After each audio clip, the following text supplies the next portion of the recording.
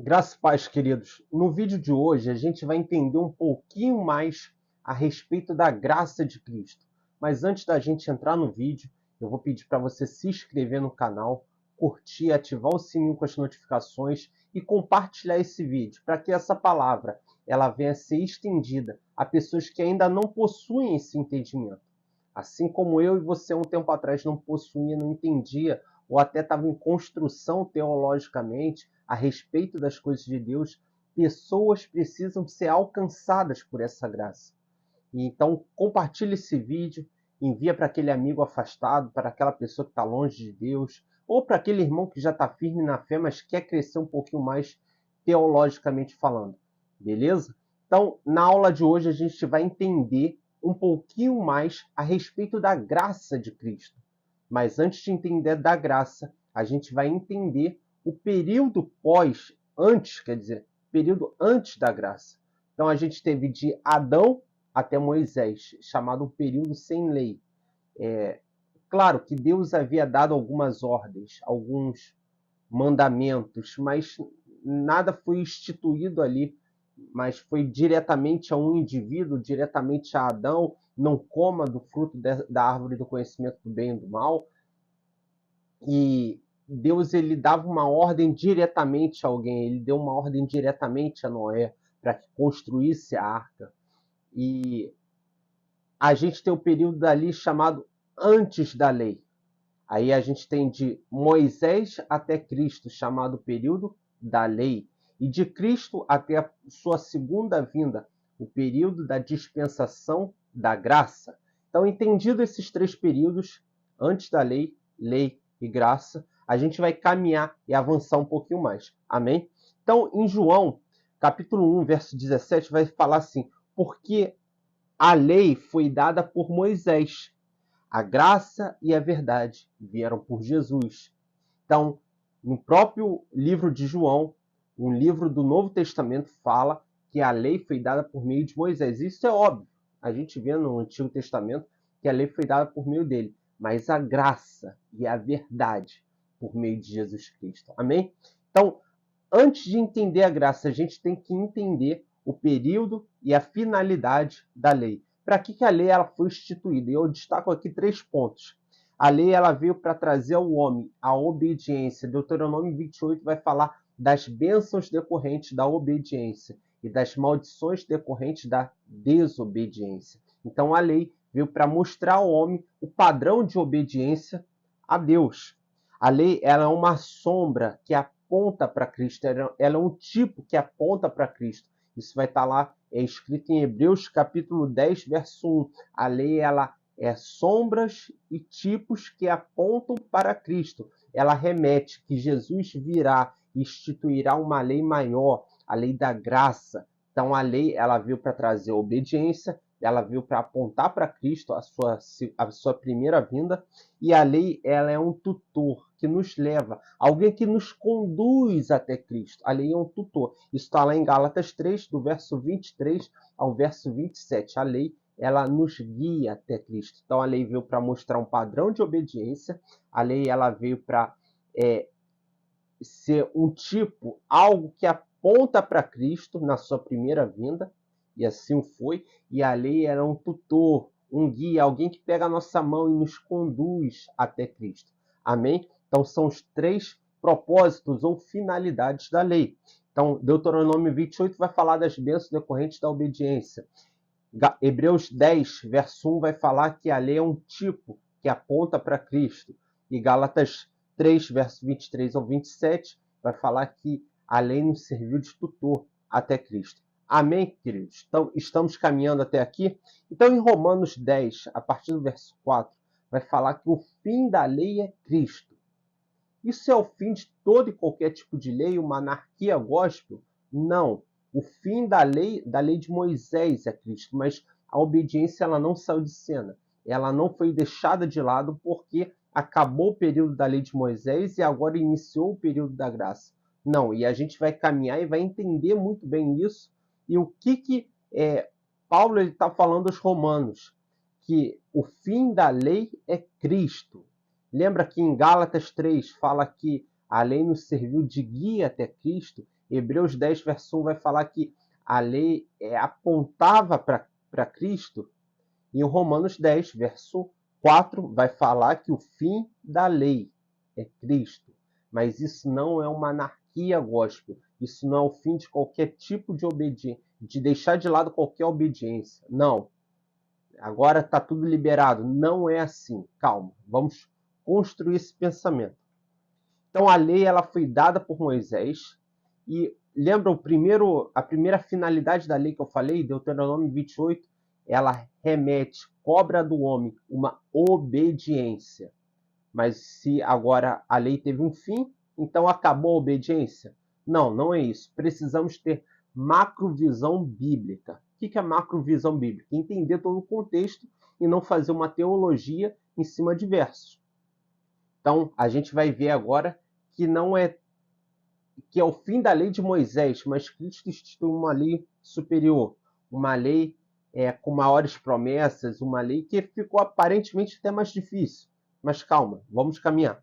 Então, em contrapartida, para a gente explicar melhor que o fim da lei é Cristo, a gente vai lá para Hebreus 7, a partir do verso 12, pois diz assim, pois quando há mudança de sacerdócio, há mudança de lei.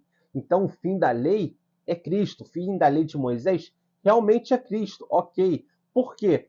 Houve uma mudança de sacerdócio. O sacerdócio que era da ordem levítica, agora é da ordem de Melquisedeque. Melquisedeque, aquele que Abraão deu dízimo para ele, que era rei e sacerdote, e Cristo nos torna agora reis e sacerdotes, e Cristo é o rei dos reis, o sumo sacerdote que intercede por nós. Está pegando o link agora? Então, Abraão ele deu o dízimo para um tipo, a gente chama uma aparição de Deus no Antigo Testamento, uma aparição de Jesus no Antigo Testamento, a gente chama de teofania. Então, Abraão ele deu o dízimo para Melquisedeque, e esse Melquisedeque é uma teofania, uma aparição de Deus no Antigo Testamento, porque ele era rei e sacerdote. E Cristo, ele é o Rei dos Reis e ele é o sumo sacerdote que intercede por nós. E ele nos faz agora reis e sacerdotes. Então, o sacerdócio que vinha da tribo de Levi, ele agora muda quando Cristo entra em cena. Agora é o sacerdócio da ordem de Melquisedeque. Isso vai estar explicado lá melhor em Hebreus 7, a partir do verso 10 ao verso 13. Então, em Hebreus 7, verso 12, vai dizer que o fim da lei é Cristo. Então, o fim da lei de Moisés, Romanos 10, verso 4, vai dizer que o fim da lei é Cristo. Hebreus 7, verso 12, vai dizer que quando há mudança de sacerdócio, há mudança de lei. Então, a lei ela não acabou, a lei em si não acabou. A obediência não caiu por terra, mas houve uma nova lei, uma lei superior, baseado também em superiores promessas. Então, a nova lei instituída em Cristo, por meio da sua graça, ainda cobra de nós uma obediência. E qual é a diferença da lei de Moisés, que cobrava uma obediência, e da lei de Cristo, que cobra uma obediência? E já vou dar um spoiler, cobra uma obediência ainda maior. Qual a diferença? Que agora em Cristo nós somos capacitados, por meio do novo nascimento, a cumprir essa lei, porque o Espírito Santo habita dentro de nós e nos capacita. Amém? Vamos caminhando. Então a gente viu que não é uma anarquia gospel, mas agora a promessa messiânica para o qual a lei de Moisés apontava, ela se cumpriu em Cristo e trocou o sacerdócio, saiu o sacerdócio de Levítico e entrou o sacerdócio de Melquisedeque. Então trocou a lei. Então quando trocou o sacerdócio, então quando há troca de sacerdócio, há também a troca de lei. E a lei ela sobe de patamar, ela ganha um upgrade, ela vai mais além. Beleza? Estamos aqui, deu para entender até agora? Tanto é que Jesus ele vai falar, o próprio Senhor Jesus ele vai falar diversas vezes. Olha o que diz lá em João 13, verso 34. Um novo mandamento vos dou, que ameis uns aos outros, assim como eu vos amei. Ou seja, ele dá um novo mandamento. Ele institui uma nova lei. Mateus 28, do verso 19 ao verso 20, ele é o chamado geral da igreja. Portanto, Vão e façam discípulos de todas as nações, batizando-os em nome do Pai, do Filho e do Espírito Santo, ensinando-os a obedecer tudo que eu vos tenho dito, ensinando a obedecer. O próprio Senhor Jesus está falando. Então a gente vê que a obediência não caiu por terra. Ele dá um novo mandamento e ele manda fazer discípulos, ensinando-os a obedecer. Então a obediência ela continua em cena, mas esse nível de obediência ele vai subir de nível, porque antes era eu não podia cometer homicídio. Agora, se eu pensar de maneira maldosa contra o meu irmão, eu já estou cometendo homicídio. Antes eu não podia adulterar. Agora, se eu olhar com um olhar impuro para uma mulher, eu já estou cometendo adultério. Então, note que o padrão da lei em Cristo, ele sobe de nível. Ele vai para um degrau mais acima, dá um upgrade. Então, tanto é que Jesus ele fala aqui em João 13, verso 34, um novo mandamento vos dou, que ameis uns aos outros. Antes é amarás o teu Deus como a ti mesmo. Agora é amarás o teu Deus como a ti mesmo e amem uns aos outros. Então, note que subiu de nível. Ganhou uma nova proporção. Amém? Estão comigo? Se você tiver dúvida a respeito dessa aula, deixa aqui nos comentários ou acessa lá o Instagram, prof.vini_tropiano e coloca lá sua dúvida. Eu creio que a gente vai ter um tempo precioso de entendimento da palavra, mas mesmo assim, se ainda tiver dúvida, quiser perguntar alguma coisa, vai lá ou no Instagram ou nos comentários aqui, eu vou estar respondendo.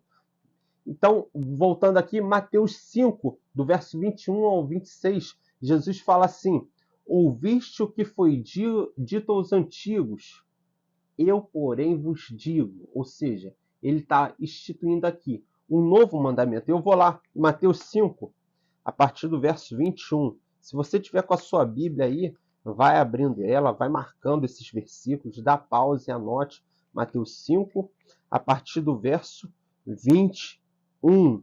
Mateus 5, 21. Estou abrindo aqui a minha.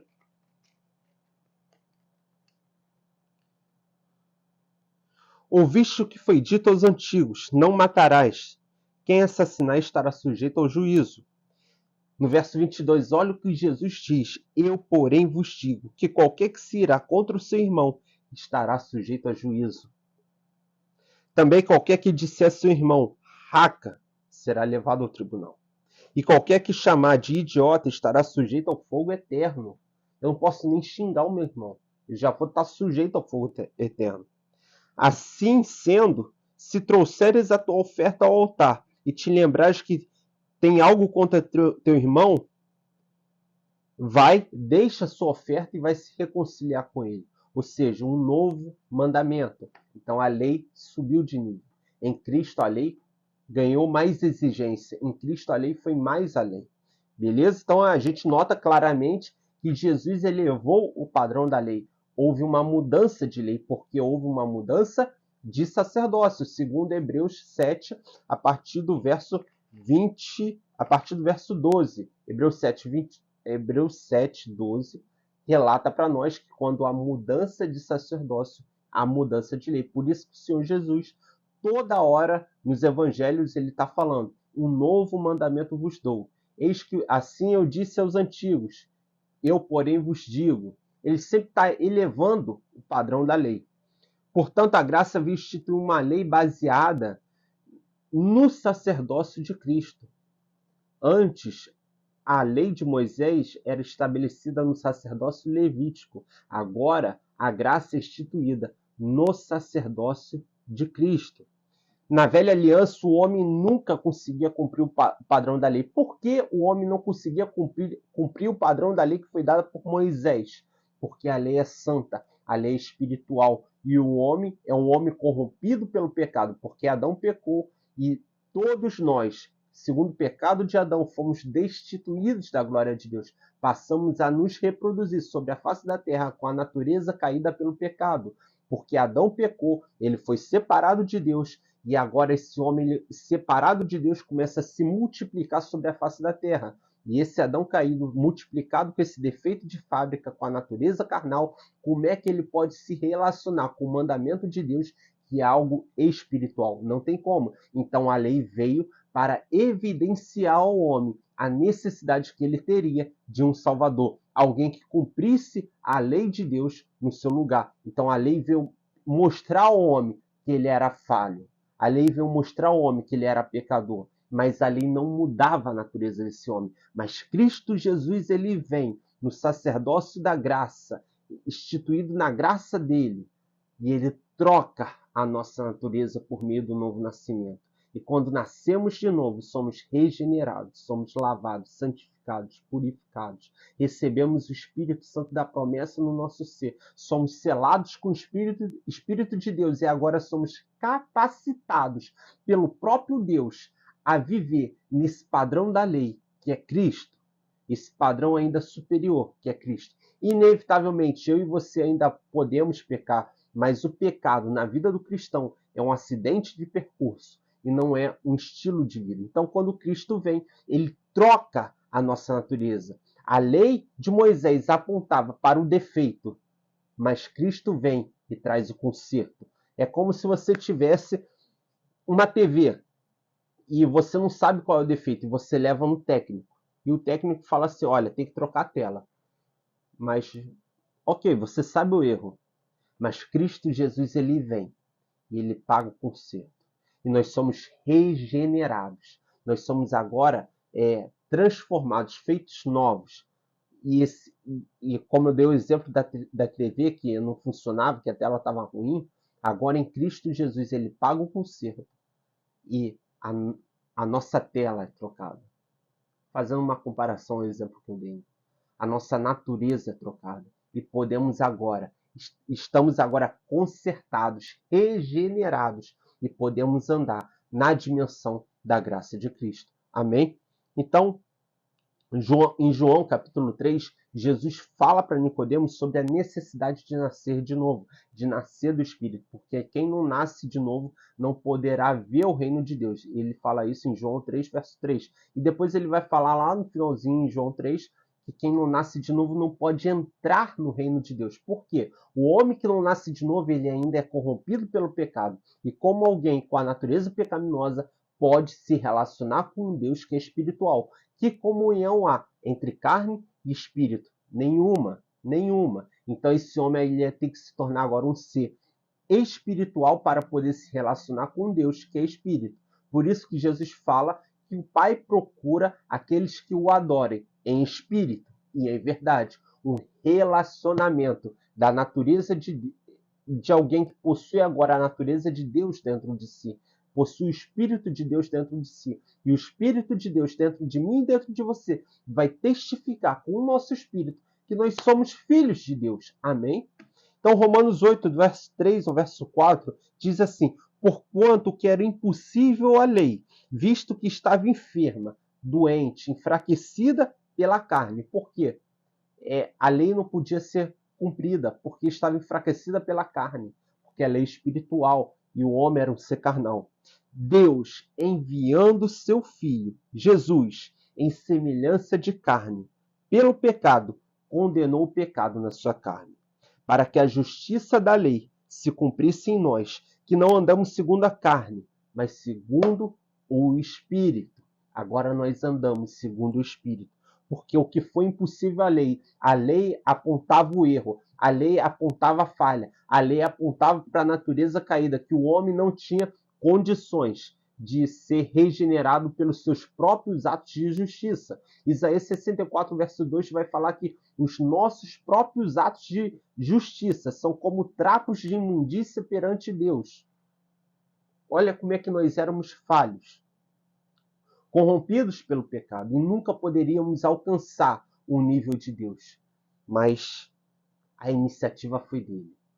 A iniciativa foi de Jesus, do próprio Deus, que Deus amou o mundo de tal maneira que deu o seu Filho unigênito, para que todo aquele que nele crê não pereça, mas tenha vida eterna. Quer ver como é que a iniciativa foi de Deus? Jesus, ele é o autor e consumador da fé, ele que coloca a fé no nosso coração. E a fé, ela cresce, ela é alimentada por meio da pregação da palavra, porque a fé vem por ouvir e ouvir a palavra de Deus. E Jesus é aquele que colocou a fé, ele também traz alguém para pregar a nós. Nós ouvimos essa pregação, nos arrependemos e somos alcançados por essa graça. Note que a maior parte do processo é Deus. Deus veio, mandou Jesus para consertar o erro de fábrica que o homem passou a se reproduzir com essa natureza caída pelo pecado. Então Deus veio e porque ele amou o mundo de tal maneira, enviou Jesus e possibilitou o homem a ser regenerado, a nascer de novo, até a natureza de Deus dentro de si. Agora esse homem ele é regenerado. Ele, conforme o exemplo que eu dei, ele é consertado. Ele pode ter um relacionamento com Deus. E Jesus, o próprio Senhor Jesus, ele é o autor e consumador da nossa fé. Ele coloca e implanta a fé dentro de nós. E por meio de ouvir a pregação, a palavra da verdade, a palavra de Deus, fé é gerada no nosso coração. Então, quando fé é gerada por meio da palavra, nós nos arrependemos e nos voltamos para Cristo. E aí, nós somos regenerados, nós nascemos de novo. O Espírito Santo passa a habitar dentro de nós. E nós podemos agora ter comunhão com Deus. Note que tudo é Ele que faz. A nossa parte era que nós não tínhamos parte. A nossa parte que nós não éramos merecedores. Nós não tínhamos méritos algum. Distante estávamos de Deus por causa da natureza caída. Nós éramos inimigos de Deus. Mas Cristo veio na plenitude dos tempos e morreu no nosso lugar, à semelhança de homem, e carregou o pecado no seu corpo. E ele não usou de usurpação de ser igual a Deus, mas antes a si mesmo se humilhou, tornando-se semelhante a homem. Em tudo foi tentado no meu e no seu lugar, para que nós pudéssemos ter o perdão completo e definitivo. E não somente o perdão, porque na lei também existia o perdão, mas o perdão definitivo. E fôssemos, por meio da sua ressurreição, regenerados no nosso espírito. Recebemos agora o espírito de adoção. Por isso que Deus, o próprio Senhor Jesus, correlaciona Deus conosco por uma nova linguagem. Ele fala, Abba, chama Deus de paizinho. Isso era um mistério para aquele povo. Eles conheciam o Senhor como El Shaddai, o Todo-Poderoso, o Senhor dos Exércitos, o Deus que cura, o Deus que provê, Jeová Shammah, Jeová Jireh, Jeová Tsidkenu, o Senhor a nossa bandeira. Eles conheciam Deus pelos atributos de Deus, mas agora Jesus revela a Deus como Pai, Abba, Pai. E essa palavra no grego, Abba, quer dizer paizinho. É um relacionamento. É um relacionamento. Não é somente de eu me voltar para Deus pelo que Ele faz, mas é me voltar para Ele por entender o que Ele fez primeiro na minha vida. Amém? Então, a lei ela não mudou a natureza do homem, somente evidenciou o seu estado caído. E porque ele próprio, o homem próprio, não poderia se salvar e necessitava de alguém que cumprisse a lei no seu lugar. De alguém que cumprisse a lei no seu lugar. Alguém que fosse um homem para substituir esse homem caído. E alguém que fosse ao mesmo tempo um Deus para salvar esse homem caído. Então, Cristo Jesus, nele, há as duas naturezas. Ele é completamente homem e ele é completamente Deus. Completamente homem, porque um homem caiu e um homem pagou o preço do pecado. O homem caiu, Adão. E Cristo Jesus, homem, pagou o preço pelo nosso pecado. Mas ele também é Deus, porque somente um Deus é dado a capacidade de salvar esse homem. Amém? Então, Cristo Jesus, ele é um homem que pagou o preço na sua morte. Ele pagou a consequência do pecado. Mas porque ele é Deus, ele nos salvou. Portanto, o que vamos dizer, Romanos 7,16, que a lei é má? Não, de forma nenhuma. A lei é boa e o mandamento é santo, é perfeito. Amém? Porquanto nós nascemos de novo. O nosso espírito foi recriado. O que eu posso dizer? O nosso espírito recriado, que ainda está dentro do nosso corpo, Mas o nosso corpo, ele não foi recriado, as nossas emoções ainda não foram recriadas. O que foi recriado é o nosso espírito no novo nascimento. Isso que foi recriado. E nós temos que sujeitar ainda a nossa carne, as nossas emoções, a mentalidade do Espírito, a mentalidade do Espírito Santo em nós. Romanos 7, o apóstolo Paulo ele vai falar da dualidade que há entre a lei moral, entre aquilo que ele sabe que é certo e ele não consegue fazer, e aquilo que ele sabe que é errado e ele acaba fazendo. E ele vai falar: miserável homem que sou, quem me livrará do corpo dessa morte? Porque o bem que eu quero eu não faço, mas o mal que eu não quero eu acabo fazendo. Mas a Bíblia ela não foi escrita em versos, ela não foi escrita em capítulos, é uma coisa só. Mas graças a Deus tem Romanos 8, que é a continuação de Romanos 7. E não precisa de grande revelação para isso, que vai falar assim, Romanos 8. Vai lá comigo, Romanos 8. Romanos 8, a partir do verso 1. Portanto, agora nenhuma condenação há para os que estão em Cristo Jesus.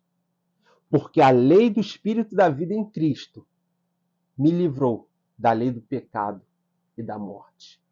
Me livrou da lei do pecado e da morte. Antes, Romanos 7, miserável homem que sou, quem me livrará do corpo desta morte? Porque o bem que eu quero eu não faço, mas o mal que eu não quero eu acabo fazendo. Mas Romanos 8, portanto, continua, portanto, agora nenhuma condenação há para os que estão em Cristo Jesus, porque a lei do Espírito da vida em Cristo Jesus me livrou da lei do pecado e da morte. Aquela lei que ele falou lá em Romanos 7, a lei do Espírito da vida em Cristo Jesus me livrou da lei do pecado e da morte. Nós fomos chamados agora, nascidos de novo, regenerados, a andar em novidade de vida, a andar essa vida de santidade, a andar guiado pelo Espírito Santo. Ainda em Romanos 8, do verso 16 ao 18, vai falar que o Espírito Santo testifica com o nosso espírito que nós somos filhos de Deus. Então, há a necessidade de andar e corresponder a esse Espírito Santo colocado dentro de nós. Amém? Gálatas 5, verso 25, diz assim: se vivermos pelo Espírito, andemos de igual modo, sob a direção do Espírito, sujeitando a nossa mente, as nossas vontades, a nossa carne, à direção do Espírito. Amém? 1 Coríntios 15, do verso 45 e 49, diz assim: nós, que éramos a imagem do último Adão, Cristo, agora fomos feitos nós que éramos a imagem do primeiro Adão, agora somos a imagem do último Adão, que é Cristo. Nós, quando tínhamos a natureza caída, éramos a imagem do primeiro Adão.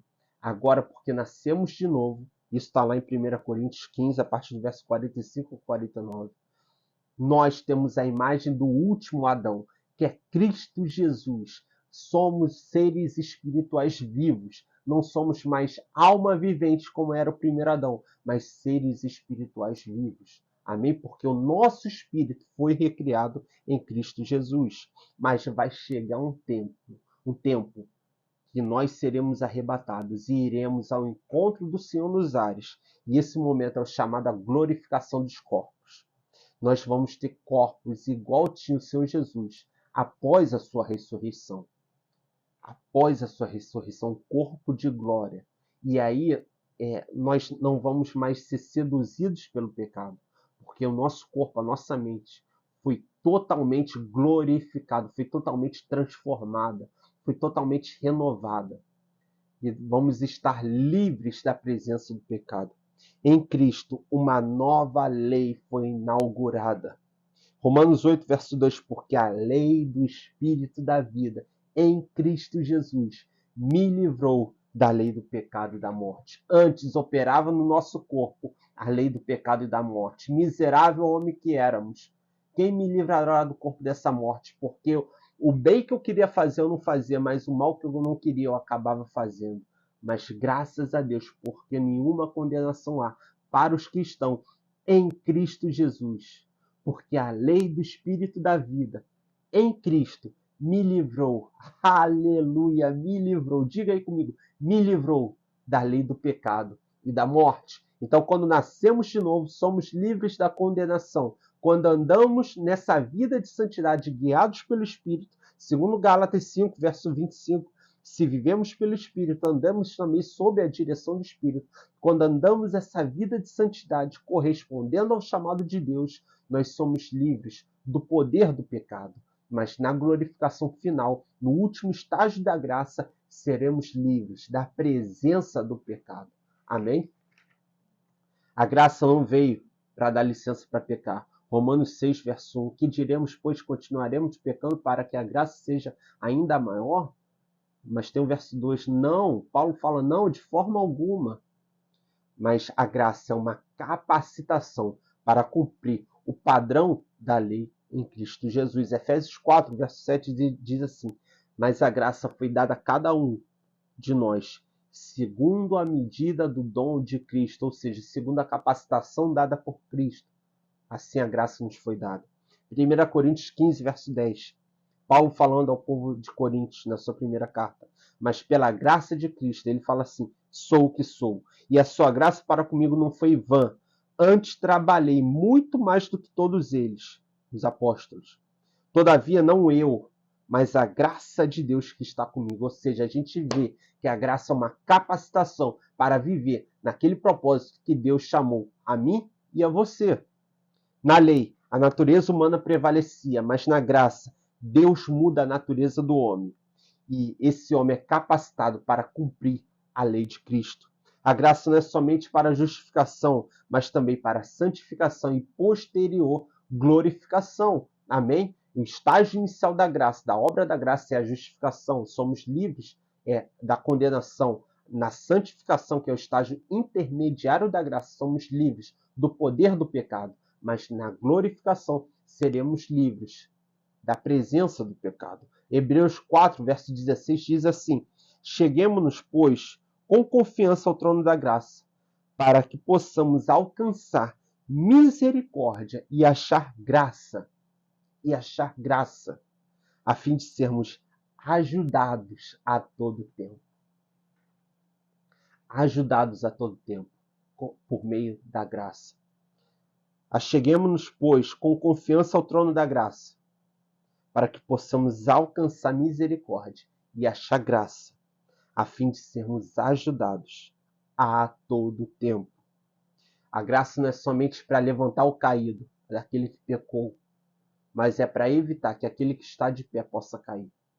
Acheguemo-nos, pois, confiadamente ao trono da graça, para achar graça em ocasião oportuna. Amém? Que essa mentalidade de crescer nessa graça, nesse entendimento, nessa revelação do Senhor Jesus fique notório na sua vida. Judas 1, 24, no próprio livro de Judas, e Judas é aquele que realmente traiu Jesus, ele só tem um capítulo, no verso 24 diz assim: aquele que é poderoso para vos guardar de tropeçar e apresentar-vos irrepreensíveis perante a sua glória. Cristo Jesus, ele é poderoso para nos guardar até mesmo de tropeçar e apresentar para ele próprio na sua vinda como irrepreensíveis. A graça nos empodera para uma vida de obediência. E por que entender a graça é essencial? No próprio livro de Judas, no verso 4, diz assim: porque se introduziram alguns que já antes estavam escritos para este mesmo juízo, homens ímpios que convertem em dissolução a graça de Deus e negam a Deus, único dominador e Senhor, nosso Senhor Jesus Cristo. Já se introduziram no nosso meio homens que pervertem a graça de Deus, que adulteram a graça de Deus. Homens que estavam previstos para que isso acontecesse, homens ímpios. Judas 1, verso 4. Que transformam em dissolução a graça de Deus. Por isso que temos que entender essa realidade da graça de Deus em Cristo Jesus. A obra dessa graça em nossa vida. Amém? Que você possa ser altamente edificado por esse vídeo e possa crescer, avançar, amadurecer na sua jornada de vida cristã. Amém? Graça e paz, queridos.